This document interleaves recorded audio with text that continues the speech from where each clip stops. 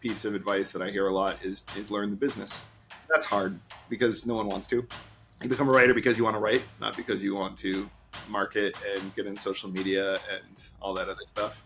I personally really don't like social media, but you got to learn the business. Mm-hmm. What does it mean to sell your rights, and how are you structuring your business? Like, do you have an LLC? Do you have an S corp?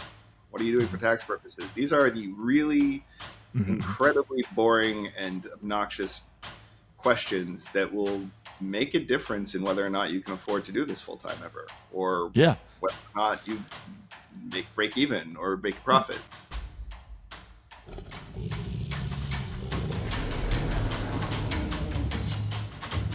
This is the Crit RPG Podcast, your one-stop shop for everything lit RPG, progression fantasy, and Royal Road. Hi everyone, and welcome to the Crit RPG Podcast, the only podcast where numbers go up, but maybe not in that way. With me today is Zach Pike, who writes Orconomics, a book about numbers going up, but more like in a economical way, but with orcs. So we have decided it is officially a progression fantasy now, and this qualifies him for being here. Also, he's a really funny guy, and he laughs at my jokes, and I need the validation. So, hi Zach, how you doing? I'm doing well. Okay, good. Yeah. Fair warning for everyone who's listening and or watching. There might be some stone cold puns in this one because, we were talking about like Granite City Comic Con, and I can't be stopped. Hello from the Granite State. Yep. Yeah. I think I'm going to repeat this one because it's good for the main podcast because they should be taking the puns for granted. It's still a really good pun. Rock solid. Anyway, talk to me about Orconomics. Sure. Why that book, how that book, and wherefore? So I have been inspired by Terry Pratchett since I was young. I really loved his work, and I loved fantasy humor in a way that no other genre has really sparked my interest. And so I have been writing a fantasy humor story since high school. In about 2008, I got laid off as part of the big housing crisis that we had. And I had never really paid much attention to economics. I'm not trained in it, schooled in it. I don't think I even took a high school course in it. And all I knew about it was that people thought it was boring.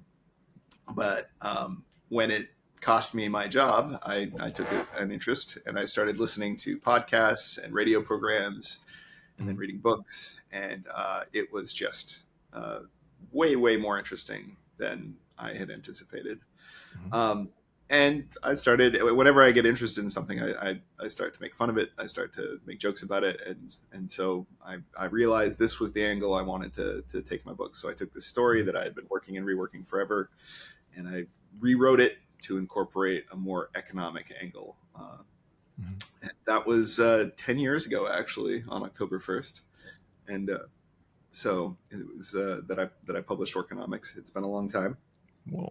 But I slowly published the trilogy, and it's now complete, and I'm writing full time at this point. Ooh, nice. Writing a complete trilogy. Nice. No, I do want to talk about your next project at some point. But I would also want to, like, everyone who hasn't read Orconomics, just briefly tell them what it's about. Sure. So Orconomics is like, I pitch it as it's the Lord of the Rings meets The Big Short. It's about a dwarven ex-hero in the world. The economy is based on professional heroics, because if you could really make a ton of money just by going out and murdering a monster and getting huge heaps of gold, I figured investment banks would want in on that hot action. So all professional heroes are backed by big banks and investors, and the hordes of monsters are claimed and bought and divvied up before the monster is killed, and then it's just a matter of the professionals going out to kill it. And the main character did this for a long time, but fell into disgrace, and he's kind of a wandering drunken vagabond, and he meets a goblin, and he doesn't particularly want to kill the goblin, but he doesn't particularly not want to kill the goblin. He's just annoyed by it, and at a certain point, he realizes he has more in common with that goblin than he thought, and he makes a decision to help it, and a lot changes based on that. Oh, that's awesome. It sounds like a kind of wholesome story, kind of. Yeah. So I think it's it's a weird mishmash of things. There is some. It is not cozy. Okay, I'll yeah. say that. Um, it, a lot of people really enjoy that it has a few big twists. Some people are a little surprised by the big twists, but it's a satire. It makes Okay. fun of the current super capitalist state of my country and the way we run things and stuff like that. It's, yeah. This is not a political podcast, so I will not make any comments about the state of the world. But people who have been listening to my Patreon content know my emotions about this, so I'm not going to repeat them. I'm not a communist. Just saying. Okay. Say no to communism. But the point is, okay.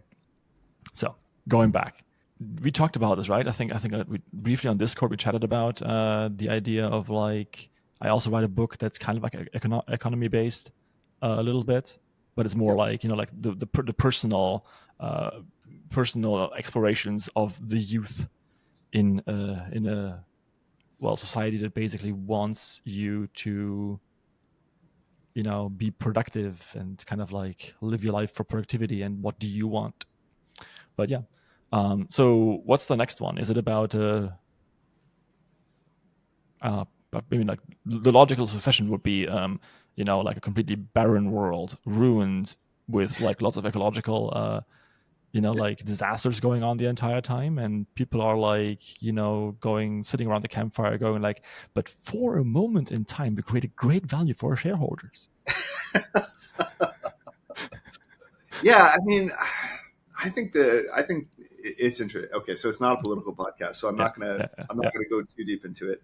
Yeah. I will say I'm not communist either. I think capitalism can do great things with proper regulation, but without it, when you have unchecked entities, their motive is clear. And what I don't think is clear is what happens next. I think we can imagine a lot of doomsday scenarios, and we can imagine some not so doomsday scenarios. And I take hope in the fact that, like, if you flash back in time 80 years, it was easy to imagine a lot of doomsday scenarios.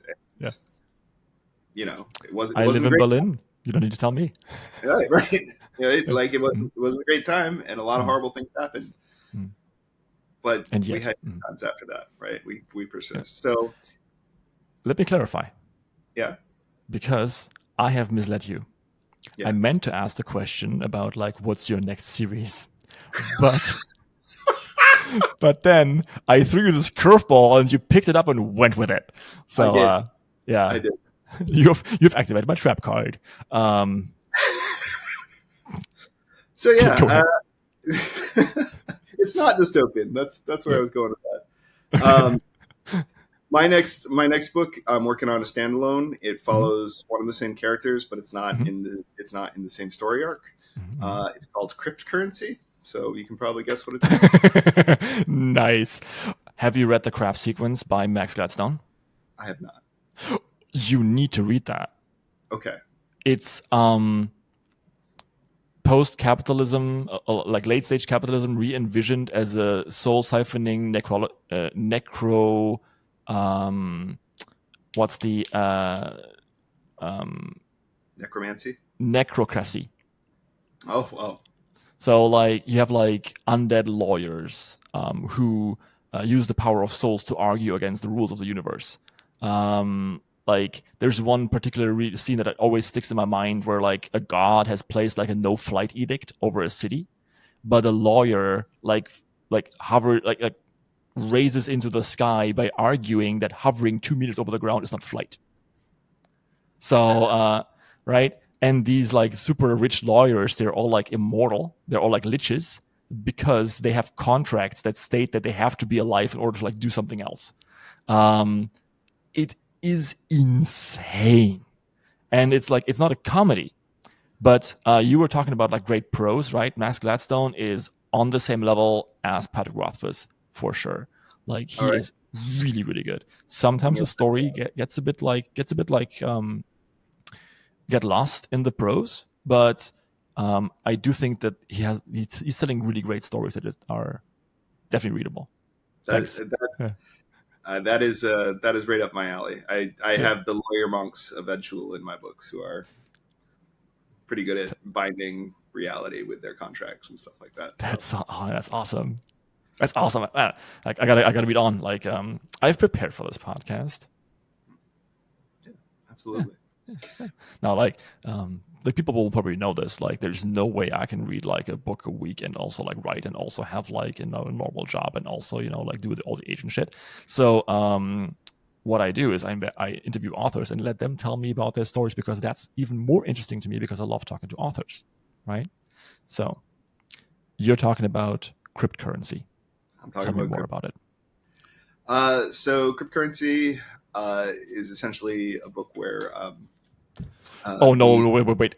Is that about what I think it is about? Holy shit! Sorry, go ahead. I just got that. Yeah. Oh my god.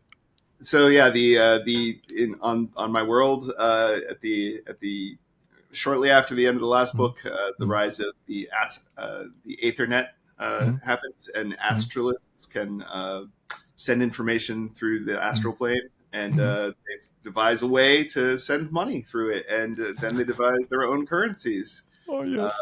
Which rely on the specters of dead people, but it is definitely not necromancy. It is not necromancy, and the people who are making it are very clear that it is not necromancy, and there's nothing to be concerned about. Yes.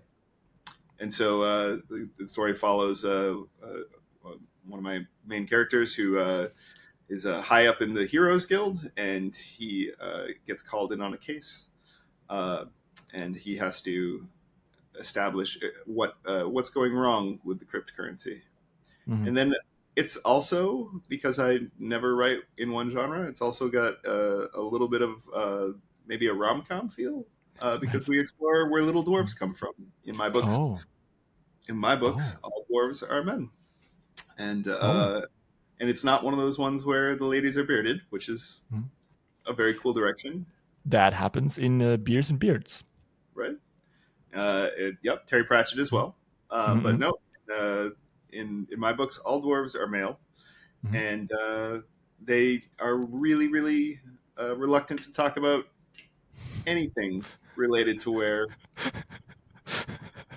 any of that stuff. They don't want to talk about it for anyone ever. And so, as far as most people are concerned, dwarves are just hanging out, and then once in a while, one of them shows up with a little bearded baby on his back, and nobody really knows except the dwarves. Is this one of those things where they're all really good friends? Nope. Okay. But so we talk about the book spends a surprising amount of time talking about like where little dwarves come from and how that gets arranged, and it's been a mystery in my world for 3 books. Which is something I love. I love it when people are like obviously raising this question and like lampshading it for like several books and then just like blatantly not answering it. Love that stuff. Love it. Like, you're like the whole fantasy comedy thing gives me a real big flashback to a story I read like years ago. I don't know if you know it. It's called The Paladin Caper. It's a fantasy comedy about a group party of people who just like flicking your arm. I have a child who wandered down the stairs to get me, and that was my subtle. Be gone, gesture. Do not talk to me right now. Yeah. I tried to not interrupt this podcast. No, it's fine. Like, this podcast has no cohesion whatsoever. So Paladin Caper, really cool book. Like, it's old now, and it never really sold all that well, but I liked it. There's a piece about a unicorn who really wants a virgin. Like, that's their entire thing.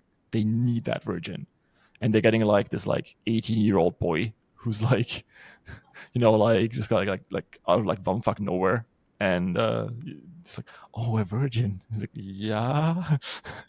Yeah. It gets cleared up in the end. Like, it's not as like creepy as it sounds, but yeah. Anyway. Okay. Well, cool. So, what's the best advice you've ever gotten as a writer? Best advice.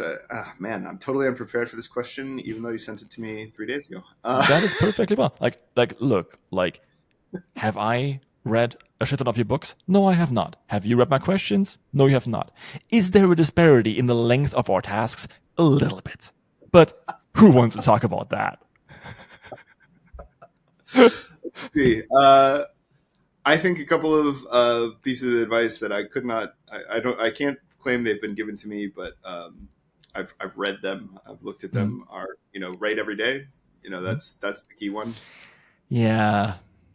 Yeah, we like everyone says that. But okay, Yeah. now everyone says just write. But write every day is specific. I like that better. Go ahead though. The reason I think people have switched to just write is that some people have said something to the effect of writing every day doesn't work for me because of my life situation, blah blah blah. And I write when I need to, and it works for me. And more power to you if you're like that. But if you're one of those people who's like, I just can't get writing to stick, start with trying to write every day. And if you try to write every day and you find out, well, on Tuesdays I have 80 bajillion things, so I don't write on Tuesdays, but you're writing 6 days a week, good for you. You're writing 6 days a week and keep on doing that. That's what works. So I mean, yeah. There's two things that always come to mind when people talk about this because people are like, I don't have time every day. Pardon? Neil Gaiman wrote Coraline 20 words a day before going to bed. Toni Morrison wrote Beloved in half an hour before she went to bed after like feeding her 3 kids and working 2 shifts. Right? So I'm not going to be the hard ass that says like that's not an excuse. What I'm saying is that there's power in building a routine where every day you just write like just 10 words, and that's not like whatever that voice in your head is telling you, like that's not pathetic or like bad or whatever. That is discipline. 10 words a day is discipline. Just don't break that chain, and you will find that most of the time it will not stay 10 words. Yeah. So I think that was great advice for me. I don't actually write every day. I write most days. But by putting that focus on like you can find time, you can do this. Don't be so stuck on like I don't have a 4-hour block, so how could I possibly? That is really helpful. I think the other piece of advice that I hear a lot is learn the business. That's hard because no one wants to. You become a writer because you want to write, not because you want to market and get in social media and all that other stuff. I personally really don't like social media, but you got to learn the business.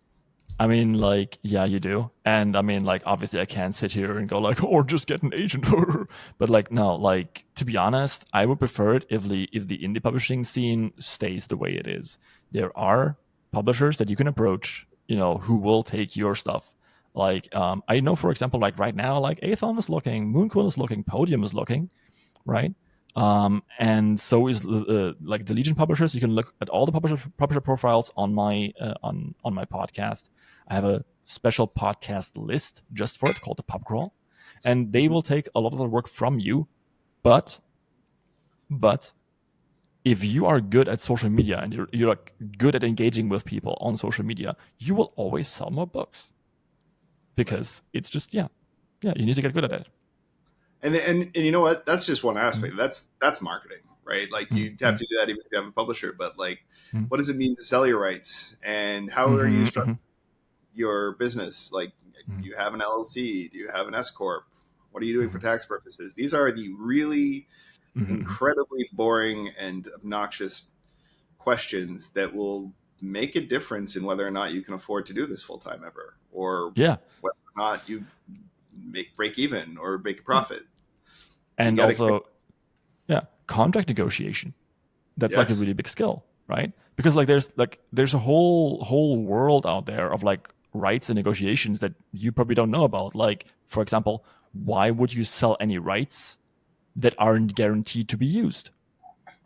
Right? So why would you sell your comic rights if the people don't want to use them? I mean, sure, it's a bet. Like, hey, sure, this thing might get big, right? But if you do, then ask what you will get for those comic rights if your book gets big, right? Because like you might not want to take that deal. Like some publishers go like, you get 50% of all of what we make, but in the end, the publisher in that case is just an agent because they're going to sell your comic rights somewhere else. And then you take like 20% of what that other party does and then split that 50-50 with you, so you get 10%, right? For the publisher not having done that much work, I'm not saying nothing, because many publishers do like put energy and time into, rising your career up, or what I say, like really editing a book, like really hardcore editing a book, and putting money and time into it. But you need to know all this stuff before you sign. Yep. So those were the pieces of advice I got that were very good. Mm-hmm. Cool. Okay. I mean, in the end, I would love to draw it all longer because it's a topic I really like. But in the end,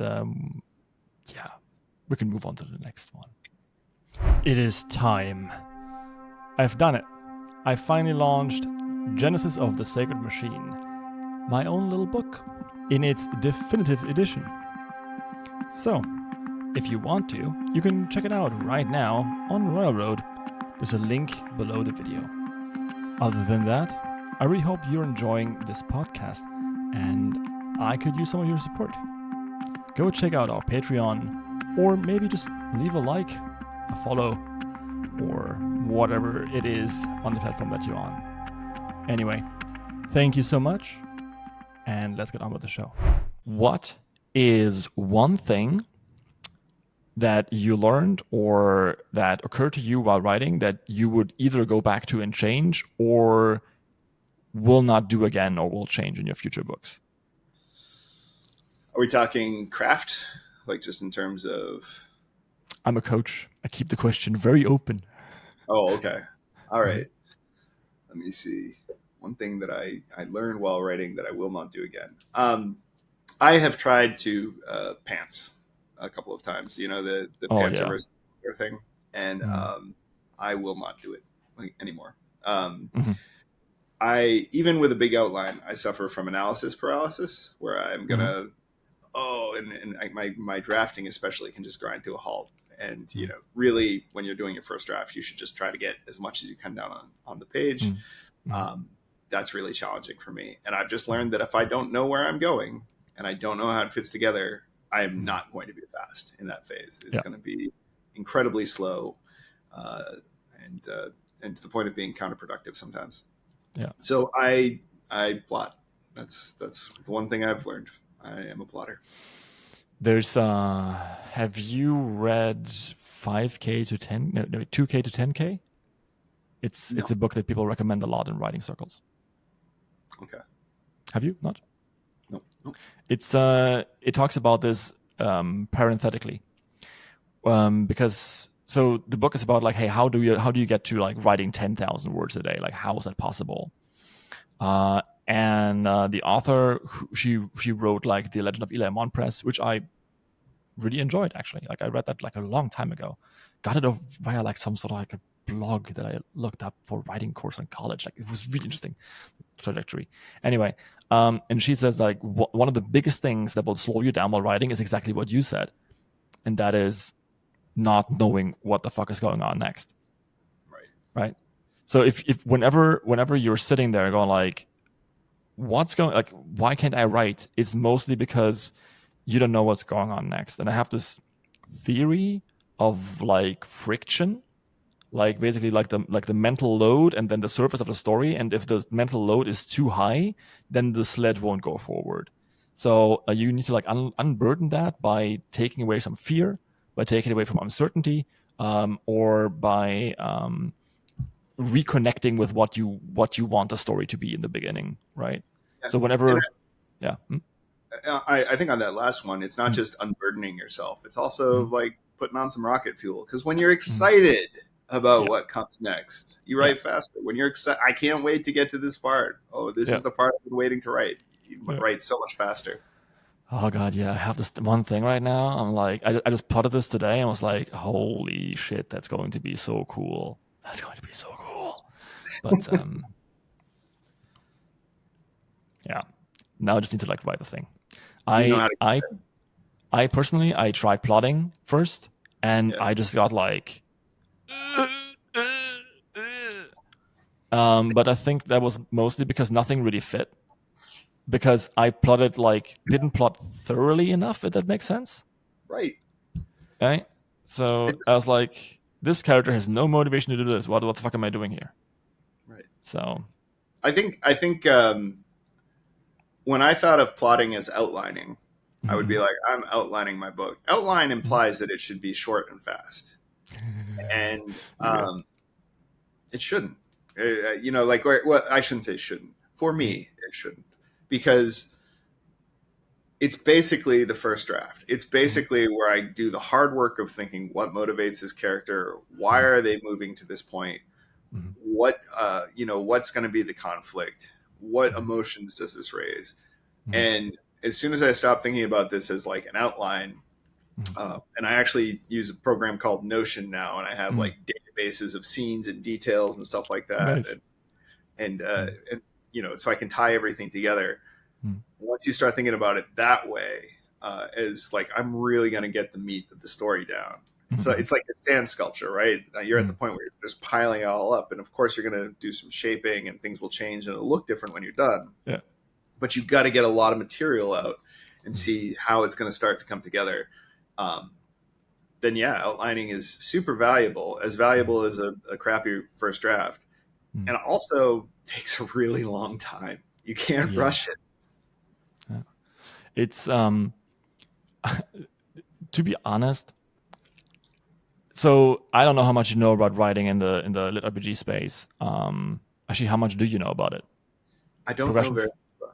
Okay. I so Mhm, I said I've recently started listening to Dungeon Crawl with Carl. I'm mhm. 6 books in. It is fantastic. We talked about that in the early Yeah, stuff and his writing process. Yeah. and his writing process. Mhm, I love Dungeon Crawl with Carl mhm, unequivocally. Um, I have only ever attempted two other full lit mhm, RPG books, and I did not finish them. And mhm, like that's not to say they're bad. I don't finish a mhm, lot of good books, but if I'm mhm. not really into a book, I don't Yeah. finish it. And What? so Yeah. it just Mhm, whatever it was about them, they mhm, didn't grab me, and I had kind mhm, of at that point said like this may not be my genre. mhm. Um, No, it's okay. Like that's like perfectly fine, right? It is a certain acquired flavor. Um, I think I won't be like burned at the stake if I say this, but Dungeon Crawler Carl is very much an outlier when it comes to RPG because it is so well crafted. right, Many of these other books are not. That right, doesn't mean they're bad. They right. just give you a different flavor. There are genre readers who want Mm-hmm. to experience a genre and they love Mm-hmm. that genre, Yeah. and they have opinions about which is better and which isn't quite Mm-hmm. as good, but they love it all. I'm Mm-hmm. not a genre reader. Mm-hmm. I Yeah. It's not like fantasy humor is Mm-hmm. my jam. I Mm-hmm. have DNF'd a lot of fantasy humor books Mm-hmm. because just because it's in my genre doesn't mean I'm gonna read it. And the same goes for epic fantasy, which I also love. Mm-hmm. And I've discovered now that's it's like lit RPG is it's just another genre. I'm not the Mm-hmm. sort of reader who says because you've hit my tropes, I'm gonna read this. But if it's a good story, you know, the tropes become something that's in service of that story, and it can be quite Mm-hmm. enjoyable. How are you on swearing and or Shakespearean insult comedy? Wow. That took a left turn. I uh, I don't have swears in my book, but Fuck. I yeah. I make my own swears. They Yeah. Yeah. it, Yeah. it's not Yeah, I mean, banned. in general, do you enjoy this? This is me trying to like see if I can recommend something to you. I'm fine reading it. I'm absolutely Mm. fine reading it. It doesn't make a difference. I just don't You I don't write it for whatever reason. you might enjoy Meet Your Maker. It's written by my dear friend Seth McDuffie and his dear friend Jonathan McLean, who's also a narrator. And I thought it was really, really good. Right. Um, it has that Seth McDuffie tone to it. I also wanted to recommend to you Big Sneaky Barbarian. I think this has like the kind of like theme that you also would like. It's about a very, very angry boy getting reincarnated as a well, orc. And then through tribulations, he gets like really, really good at sneaking. Like he's an orc barbarian, but he's like super sneaky. And yeah, it's wild. It's kind of like it jumps from scene to scene, and like this, it kind of like goes through there like a pearl string. But what really sells you on it like is the humor. So if you love that sort of like if you love people using very, very creative insults on other people, that's like Seth McDuffie is the person for you for 100%. And I Media might check Maker it is more of that, but tempered in the fires of Jonathan McLean's plotting. So it's really good. Excellent. Is it Media Maker? Meet Your Maker up there. That book. Meteor Maker. Meteor Maker. It's about a author who gets isekai'd into his own fantasy world, which yeah, he's a pantser, and that's a Right. problem because he barely remembers what he wrote like 2 days ago. So and now he has to like remember kind of he has to remember kind of like what was my plot, and he has to like act as though he's like the main character, and everyone's like, you've changed, you're really different. It's like, yeah, sure, just for reasons. it's good. It's really, really good. And yeah, and Jonathan McLean also reads it. It comes out like I think in a couple of days. I think in like October. Okay. So I can recommend it. It's really good. Awesome. Yeah. But going back to plotting and pantsing, I want to talk about your real process, because you've mentioned like outlining and plotting and the difference between the two of them. But like, take me through your process. Like, what do you do in like a given year? Okay. So I'm gonna caveat everything with just a reminder that Mm-hmm. I wrote part time, mostly between 4 a.m. and 6 a.m. for a decade, and that is not conducive to having a process. That's closer to that. Like I'm gonna get down 20 words. So I'd have an outline, and what I found was like my third book was probably delayed a good 8 months Ooh, because okay. I hit a point where the outline wasn't sufficient, Mm-hmm. and I rewrote and went back, and then there's just some kind of despair, which leads to gaps in the writing schedule and stuff like that. So I really, when I said I'm going to do this full time, we're we're experiencing emotional difficulties. exactly. So when I went full time just this summer, I was pretty determined to have an excellent outline. I found there's a company called Storyflint that does a Notion template for world building Bibles, and they include some outlining stuff. What I love about Notion is just it's really like a note taking slash database slash knowledge store software, and it can be used for anything. And then people can make their own templates. Um, and so because of that, like I track everything in Notion right now, all my business stuff and everything like that. But I also, like could modify the heck out of the template I bought. So it was an amazing start. There was some stuff I wanted to do differently, and anytime I think of something new that I want to track, I can just kind of throw it in, and it's not like I'm going to request this in the software. If you know a little bit about using Excel, you can figure out how to make it happen in Notion. So there's my little. I'm not an affiliate. I don't get anything if you buy it, but there's my little Maybe you pitch. should. Maybe you should be. Just reach out to Storyflint. They do. Yeah. They do. I mean, like the template was ridiculously cheap. It was like Yeah. $60 or something, and it saved me dozens of hours of setup. So then within that, I can create basically entries for every scene, and I can create entries for the details. And that means I can connect a detail to more than one scene and say, this is where this detail is going to come up. I can start to say, like, these are the characters. They all have their own character sheets that are linked in. And that's been really, really valuable because, for one thing, when I want to do a story arc, I can sit down and just make a big list of this is what happens here, this is what happens here, this is what happens here, and then I'm just plugging them in to the various scenes and seeing how they fit together, and just typing out an outline of each scene to say, here's where all these details will come in. Mm-hmm.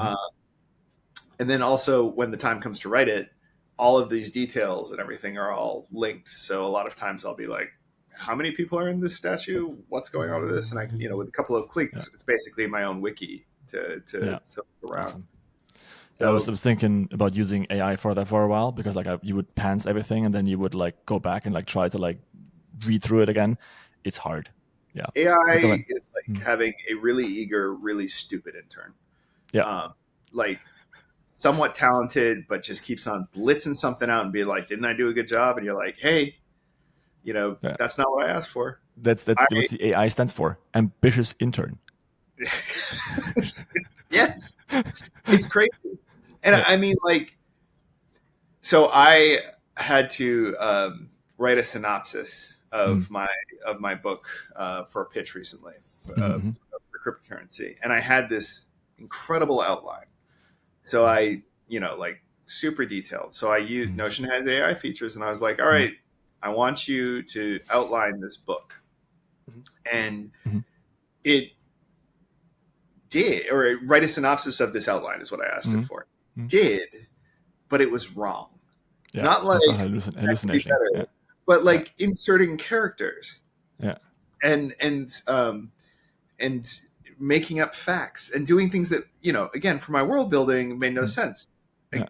Like, again, when I'm talking about like dwarves, there are no female dwarves in my book. It just made up a female dwarf and made her a major antagonist and included her all through the outline or the synopsis. And I was like, okay, I can't even use this as a basis. It's not like I was just going to submit an AI generated thing, but I thought I could get a decent skeleton, maybe see what a compelling synopsis might look like, and then massage it. And I just got something where I'm like, this is useless.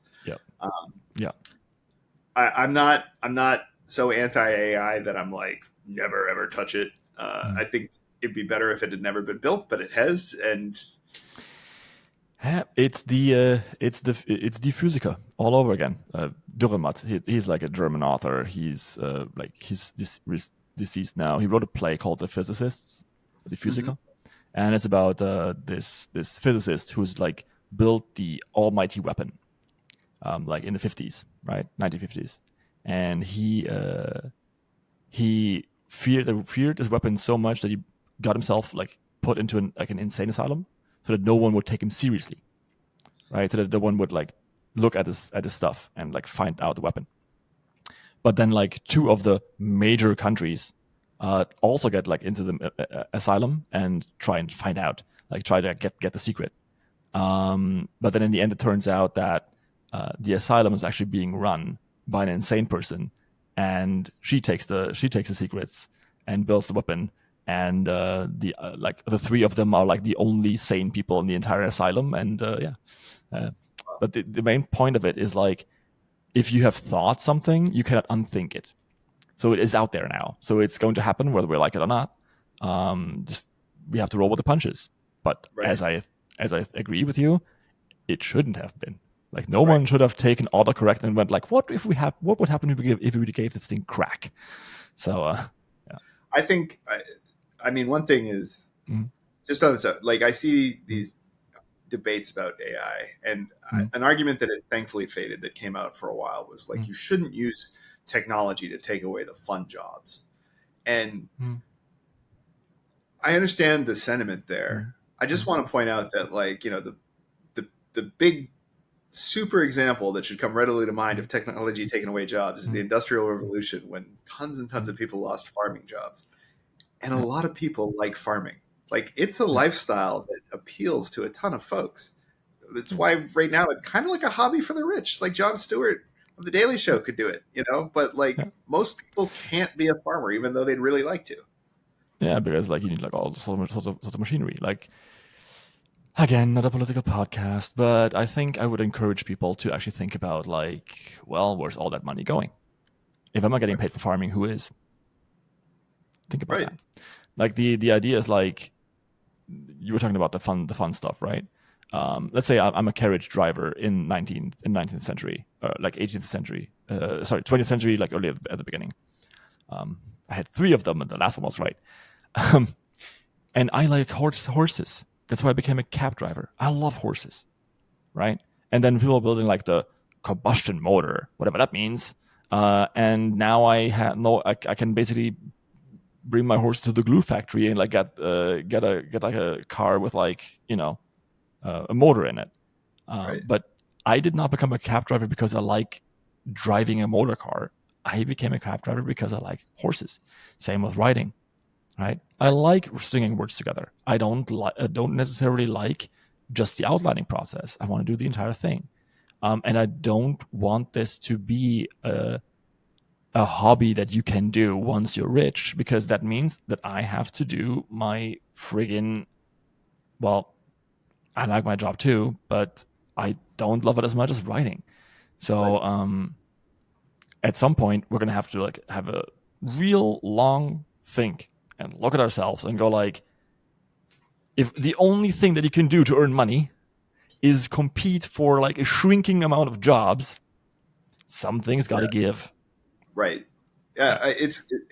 It's interesting, and I think the thing is like we again Mm, we're hearing it from the authors and the artists because it's happening to mm, us, and we always thought it mm, couldn't.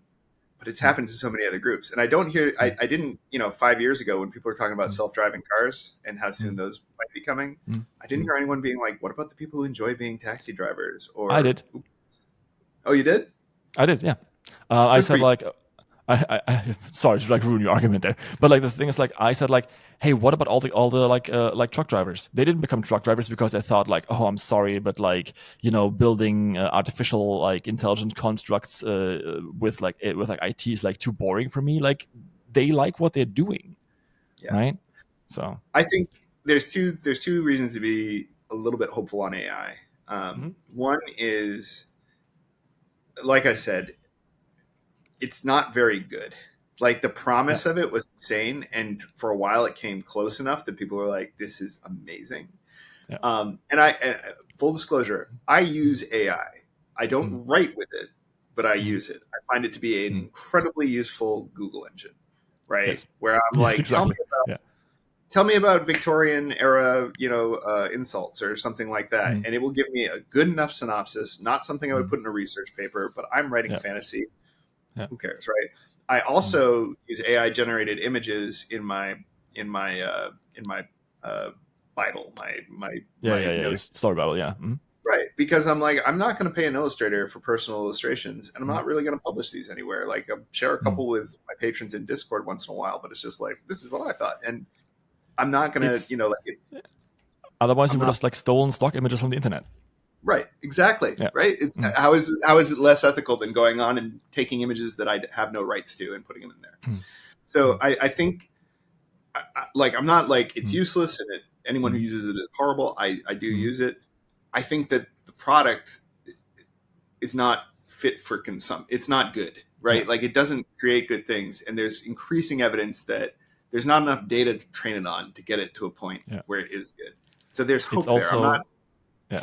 It's also starting to get mad cow disease because it's cannibalizing itself.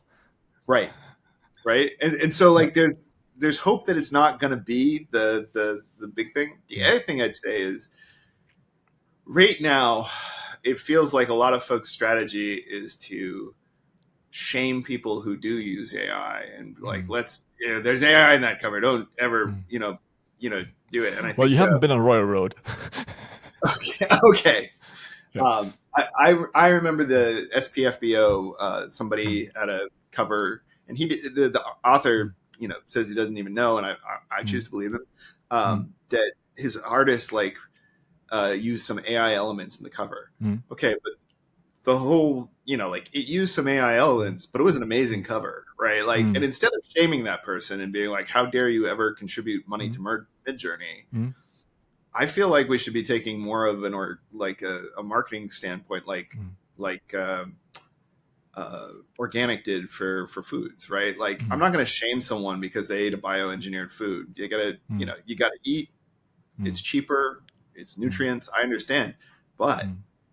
this is better. This is a better way. Mm. And I think, like instead of tearing down people who make use of the technology that's coming through, Mm. there's an opportunity to just talk about it. Like you can Mm. have a real relationship with a real author. We're human beings you can talk to and meet at a con. Mm. And and interact with.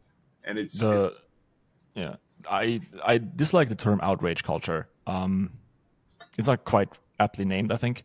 But I do think like the idea of like shaming someone immediately is dangerous because human connection works through empathy. Now, I'm not saying that if someone says like this group of people should all die, you could be like, hey, but do you want to talk about this? Like that's what I'm talking about. But if I'm looking at it, like let's say like someone has like an opinion about a certain topic, and that opinion is controversial to a certain other group, that other group shouldn't be like, oh, we will never talk to this other person again, because that way you will never convince them. What have you right, gained, right? What is going on here? Like how does this help humanity? How does it help you? Because now there's a person you can no longer talk to, and they're not alone. They're going to band together with a bunch of other people, and then they're going to have a critical mass, and then suddenly Brexit, right, right? Or I don't know, like can look at what's happening in Germany right now, or the U.S., like everywhere in the world. 100%. Yeah, Harari has written a new book about this. It's interesting. And the other thing I'd Mm. say that's important there is just Mm. recognize that most people Mhm. don't write books, and Yes. most people don't create art, and Yep. or not in a Mm. professional capacity. Mm. I say that without judgment. I say right Mm. that they are just not this community, and Mm. they don't care as much right now. And Mm. if we turn it into a big bitter fight between two artists, Mm. like Nothing's gone. Nothing's won. Yeah. how do you market that? How do you Yeah. like pick a side? And they're like, I just want to read a book. I Yeah. just want to look at a picture. I don't care, right? Yeah. But if we use the power of marketing to instead of Mm. make it about tearing down the people who Mm. use solutions that are Mm. kind of questionable, Mm. and instead make it about like look how good it is to support a real Mm. artist. Mm. Look how much more interesting the life Mm. story behind that is. Like Mm. this is quality source. This is local, right? Like why Yeah. does buying local matter? Yeah. Why does buying organic matter? Like this is Mm. better, and start lifting those things up. I Mm. think that's where like we have a better chance of Yeah. penetrating the full zeitgeist. Written by a real human author. Like, yeah. It's coming. But like, I mean, if I'm selling books for like $100 a copy for the rich people who can afford it, sure. But like that's like a different kind of point. But like we're talking about like so many things like adjacent that I kind of also wanted to go into. We're talking about, for example, like railroad, and the like serialization of it, right? Because we started this entire thing by talking about plotting, Yeah. um, and the way you can't go back and edit a web serial like that, right? Because it's out Yes. there. I mean, you can, and I did do that, but in the end, it's really really dumb, and you shouldn't be doing it. Because the people who have read on don't know what to change in the past, so you can't make any major changes anyway. Yeah. Typos, sure, but nothing like that. But having everything pre-outlined is pretty good until you like start like you in the third book, right? Start realizing like, oh shit, this doesn't work. So I have my own idea about how to like solve that issue, but I would like to hear how you solved it. Aha. Well, I'm not sure I have.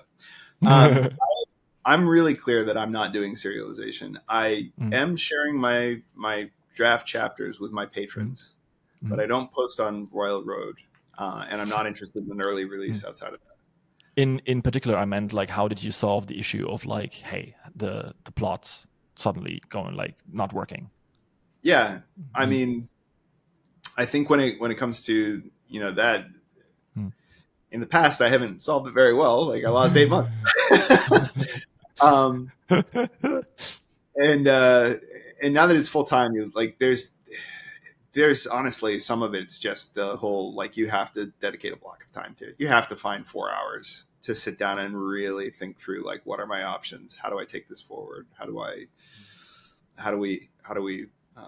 kind of push this through? I find Mhm. it helpful to read some of the old story structure advice things. I'm Mhm. actually for a future series going to do something fun with those. But like, the Save the Cat, the 3-act structure, all of that, I think those things can be quite helpful.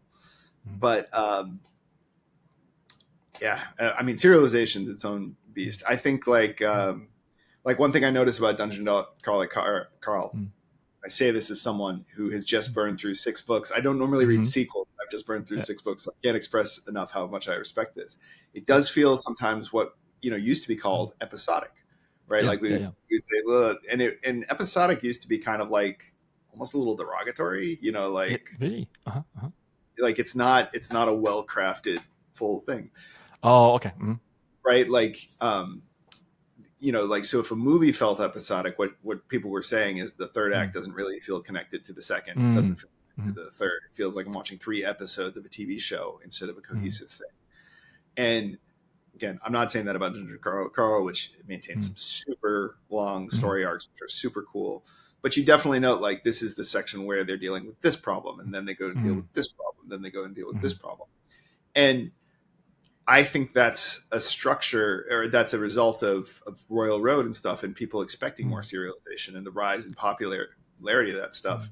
And woe unto the author who doesn't pay attention to the fact that is changing storytelling structure. Like at Dragon Con, I was talking to a pretty big editor, and we just happened to have this reader walk by who was just hanging out. That's one of the best about Dragon Con. We asked him a couple questions. He was like, I don't really read books. I just like reading on Royal Road. I just like keeping up with several series. And, the editor was looking like she was going to go crazy. But like that was the thing. Is like, I'm like, people's preferences are changing, and he does not care about the 3-act structure. He cares about keeping up with his dopamine. Series. Right. Like dopamine. He's a different sort of reader. And so it's getting increasingly more like difficult to get people to sit down to read a book over a weekend, because they all want they're all like, in school and at lunch break, they like want to read a quick story, or in college or work, right? You can literally see that Royal Road's usage spikes whenever it's lunch break or commute time on the West Coast and East Coast in the US. It's a completely different way of telling a story, because almost each little chapter has to be self-contained. Right. You also have to know how to cliff super well. And to be honest, I'm not quite sure if my books can do that well, or if I do it too well or whatever, right? I don't know if I like it. And I don't think that particularly it will take away readers from traditional stories as much as I think it will allow people who usually would have just watched anime or whatever, now allow them also to read. Right. I think you're right. And I think it's just a new way to, it's not genre, but it's a new format for reading. And it's so you have to recognize that this change is happening, that this is coming, and ask yourself, how does this fit into multiple markets? And I mean, like, mad respect for those people who can write the serial, pull it together, put it into a very successful series, and like then market it as traditional books and stuff like that. Like, there's only a few who did that. But and again, super talented, because you have to keep both of those things in balance and say, am I keeping my big arcs? Because I think if it was just, I don't know, maybe I'm wrong, but I think your serial readers, again, why would they pick up a book? And your book readers have different expectations. So if you can balance both of those and do them at the same time, that's awesome. I cannot. I'm writing, and I'm about to like gender swap one of the characters in my new books, because I realized, like, oh, this guy needs to be a girl, and there's a massive retcon, right? Right? There's something that the on Royal Road would tolerate at all. Especially female characters in my books now. Too. But right, like, like, I need that freedom to go through an iterative process to produce the best product that I can, and I focus solely on what's this going to look like in the end. I know other people who are doing both. They have some books they do that full focus, and then they have some more serial stuff, and again, totally respect it. It's like, I think like the way that I'm trying to solve this, like, or square that circle, is I'm trying to like plot arcs So yeah, it might be a bit like formulaic, or not formulaic, episodic, because literally like every arc has a certain thing, but then have like also overarching arcs, like that sort of stuff.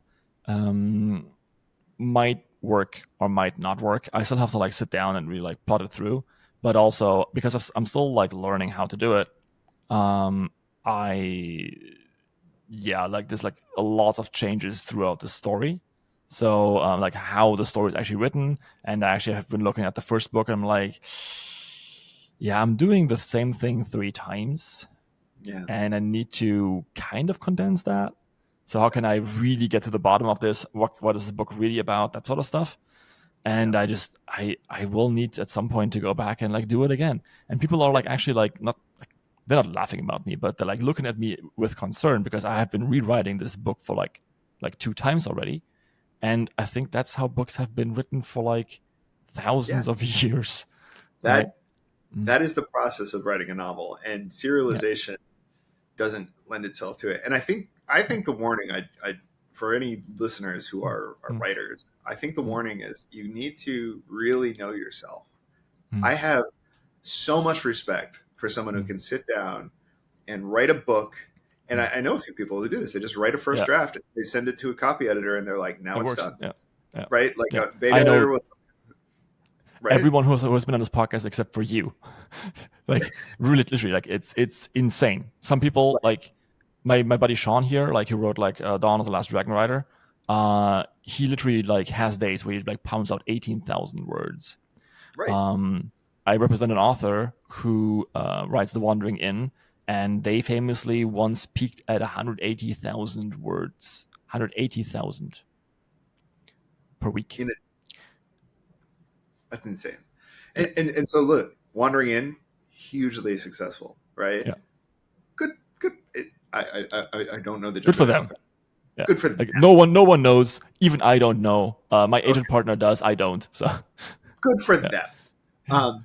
So I mean, like that's fantastic, and Mm, people can meet with a lot of success. But we also kind of alluded there are a mm, lot of books out there that mm, are not great, and mm, some of them are really bad. And I think some of those are the authors who cannot do that. And mm, not judging mm, them, I am one of the mm, authors who cannot sit down and have my first draft be published mm, worthy. But if you mm, think the standard is to just write it once and ship it out because you got to do serial, mm, you know, mm. So what you're saying is it's more about the option of also doing the other thing, and that like serialization isn't the only thing. right, exactly. Yeah. Yeah. Like Mm, they're different products, and yes, there's this exciting new market in serialization, mm, and yes, there's new ways to make money. mm, People still read books. mm, People, like that. It's not growing as fast because it mm, started for started like people have been mm, reading books for mm. thousands of years, tens of thousands of years. I don't know, Yeah. super Yeah. long time. Yeah. And Royal Road and all of those exciting serialization options are very, very new. So awesome if you And can take advantage. yeah, they are, and they're also not, right? So Sherlock Holmes used to be a serialized story, right? Like serialization in newspapers has been around for a long time, but what's new is that there are no gatekeepers, which is also why I'm like very, very like conscious of the fact that you shouldn't need an agent in this lit RPG space.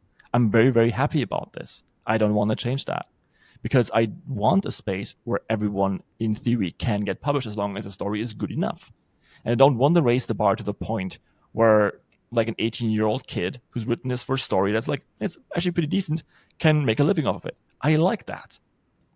But sometimes, like, that's my ego talking, right? Sometimes I'm like, wow, like, I can't believe this prose. Like, what the hell is going on here? They've been using the same word like 5 times in 2 paragraphs. Like, what is up? Right? But that's my ego talking, and people like it, and people buy it, and just because like I write something different does that apparently less people like doesn't mean that that thing is bad. That means that my thing also isn't bad. It just means that it's not hitting the same market. Right. Yeah, absolutely. And Yeah. Hmm. there are gatekeepers. It's the hive mind is the gatekeeper, right? Like Yeah, but I mean the that's true for everything, right? So like, yeah, like you can't like. I think the one thing that trad publishing has to get over is the idea that they understand what the market wants. They clearly don't. There's a huge market of people who will love lit RPG in all its unfinished, unedited, jagged edges glory. Like literally, this market must make more than 100 million a year, like probably way more than that. Right. And that's a huge market, right? No, it has to be billion, like it has to be more than that, because I know a couple of authors who make like more than 10 million in a year already. So yeah, it's going to be interesting to see how they square it, because on the one hand, I hear you. There's very clearly a market for that kind of rough and ready, you know, just fun lit RPG. And again, it's a different sort of product. There are people, Dungeon Crawler Carl, who can cross over and make it in traditional books. There are people who don't need to. They're going to be wildly successful, like on doing their own thing. But the one thing I will say, not in defense of trad publishing, but just like a kind of a positing it, they make a lot of their money based on prestige. Yeah. Right. They are a prestige market, and it's about who they work with, and they work with Hillary Clinton and, like, or whoever else, like, they publish books by people who are famous outside. They publish the biggest authors. They, a huge part of their strategy is to be prestigious. I mean, And and aren't you glad as an indie author that you don't need a vanity press anymore? Right. Absolutely. Yeah. But the flip side of that is, like, I can see why they don't want to publish something that's like rough and ready, riddled. Yeah. Like, even if they could make money, would it cost them anything? I don't know. Yeah, the cost is definitely out there. Like, if you're really big enough, like, I think that's like one of the downsides is that there are some stories where I'm like, crap, this should be at Barnes and Noble. Like, for example, All the Skills. That's a really good book. That should be at Barnes and Noble. For sure. Like, I think Podium is going to release it next year. I don't know. Like, I hope they will. So I hope they're going to be like shipping it to like traditional like bookstores. But yeah, like I really hope that they are going to, not toss the kid out with the bathwater, because like some of those books are like really, really good, and not just like the really big ones. So yeah, of course, like it's a no-brainer to like, do like a He Who Fights His Monsters book. Like yeah, sure, it makes sense. Like next year, there's going to be like a huge. I think April is going to be huge because Ilona Andrews are releasing litrpg, right? That sort of stuff. So it's definitely coming to trad. But I hope that there is a market for authors who do not succeed in serialization, because the book isn't structured this way, but instead can succeed in trad. Right. With all the pitfalls that has, like, the whole like agent thing, the whole I am noticing it already, right? Like, I want to represent as many people as I can because I want to get them good deals. But I don't need to, because all the publishers in this space are like actually pretty fucking decent. And then secondly, I just don't have the space. I have to be selective, because otherwise I can't give my clients the same service that I want to give them. Right. So it's frustrating to a certain degree. It's really very frustrating, because I want some people to like really get trad pubbed, but I don't. Yeah. Thanks for listening. Yeah. All right, but we're talking about books so much. Let's talk about one book that you love and why is it awesome. One book that I love and why is it? I think I've dropped a few already. The one that comes most immediately to mind is Dungeon Crawler Carl, and I don't think I need to tell people why it's awesome, but I will just say I've enjoyed the heck out of it. Have you read Cradle? I have not read Cradle. I've been listening to it. It is very, very good. I know how insanely popular it is, and it's a meme. Yeah, I was like, when I was at Dragon Con, I was like, oh, Will White's here, maybe I'll meet him. And they're like, he's got his own thing on the side, and I'm like, holy smokes, like the guy's huge. But, no, I haven't read it. I feel like I should try to highlight something that man, I don't know. I did really enjoy Rage of Dragons and its sequel. I'm Mm-hmm. very much Mm-hmm. looking forward to Evan Winter finishing that series. Mm-hmm. Uh, and then I'm starting Andrea Stewart's The Gods Below, which so far has been really interesting. So that just came out, and I heard her pitch it at Dragon Con, and I've been checking that out. So so Cool. far that's really kind of cool. But I'm literally just getting started on that. Mm-hmm. Yeah, Cool. I think I mean I also did some like books that I love. I think one more that would come to mind. Nah, it doesn't.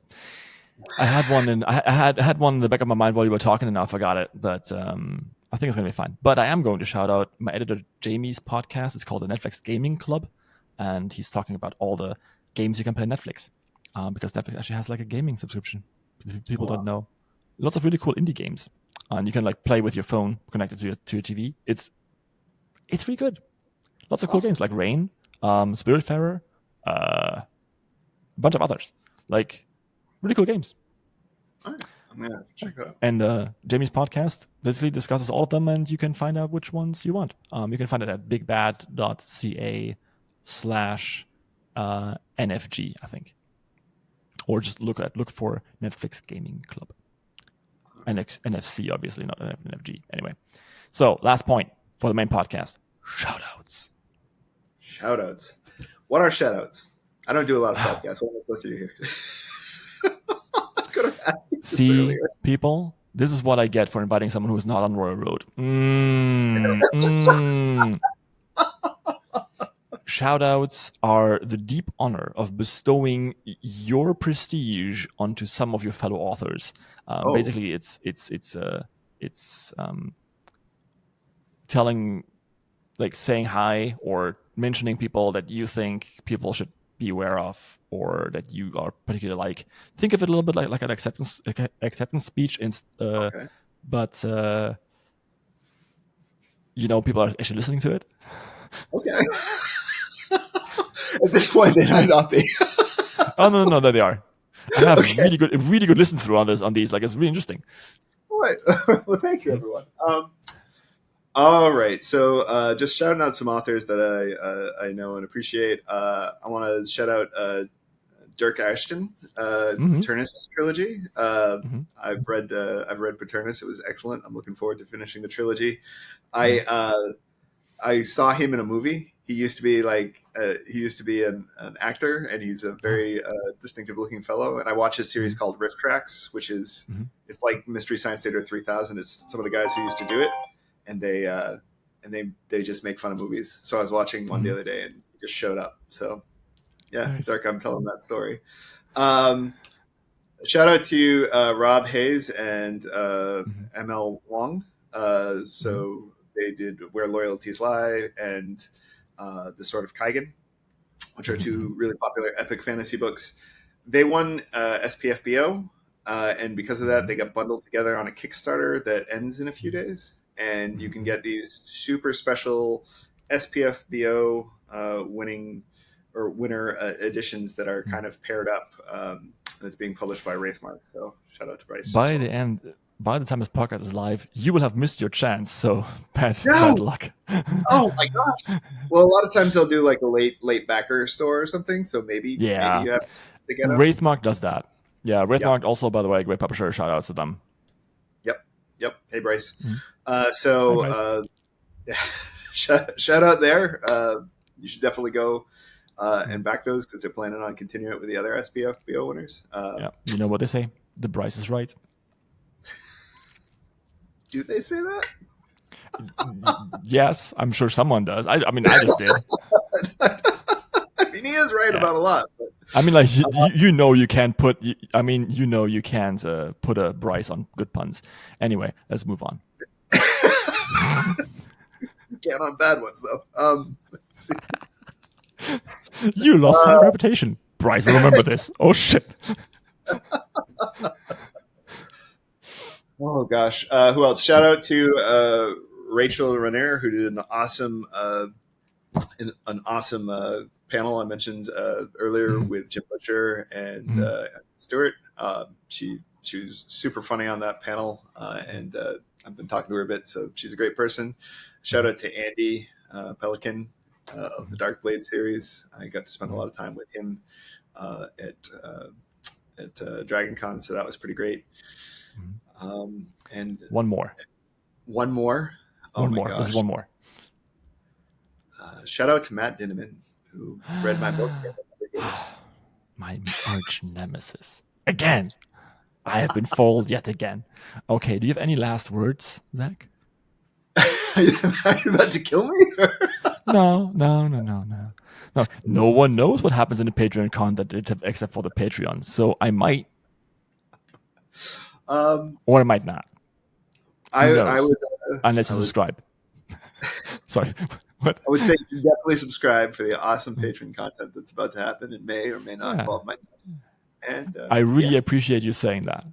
And Like if you those like, don't you love it when like sometimes like just a few sentences will change your entire fate? and then to be a horrible shill, I just say if you like fantasy, like tabletop Mm, RPGs, and mm. you like funny things, and you have even a passing interest in how economics changes all of our lives, you should check out Orconomics and the rest of the Dark Profit Saga. That's Profit. Give it a shot. Which is really funny. Like, in case you haven't noticed, this man is funny. So yeah. Okay, cool, awesome. Well, with that being said, thank you everyone for listening and watching. Like, subscribe, do the Patreon thing. You know, like the drill by now. And if you don't, if it's been your first time, I'm very, very sorry. No, I love having you here. Thank you very much. Go check out some of the other podcasts, um, episodes. With that being said, I think we're done. So again, thank you everyone for listening and or watching, and I'll see you next time. And if you're on Patreon, the show goes on.